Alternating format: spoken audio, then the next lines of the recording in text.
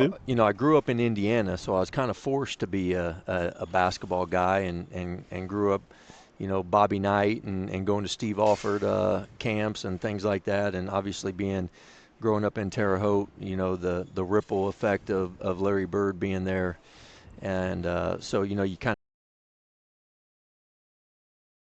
I was going to be a football guy. I think I played basketball till my freshman year, and gave it up. And the coach came and talked to me to come out for basketball every year, and then finally my senior year he didn't ask anymore. So, but loved the sport, and enjoyed playing it when I did. Point guard, shooting guard, small forward. Probably a shooting guard or small forward, type of player. I probably didn't have the handles of a point guard, but I just tried to do all the dirty work. Sounds like a football guy Yeah. playing basketball and then right. becoming a football coach.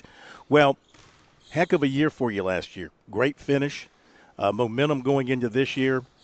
And, I said back when you first came here that I thought in time you'd figure it out and get it going.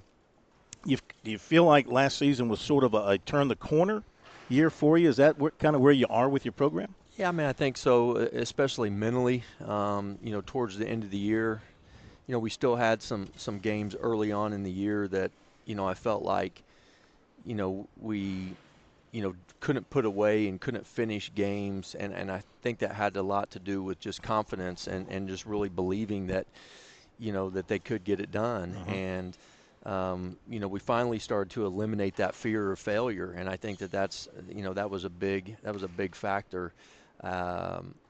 We talked a lot about that, after the San Diego game, and then we had Drake at home and, lost that game in overtime as well. You have two overtime losses, in 3 weeks, and it stings quite a bit. But, I think that when we went on the road and beat Stetson and kind of got to turn the corner, but the big win I thought was Dayton at home.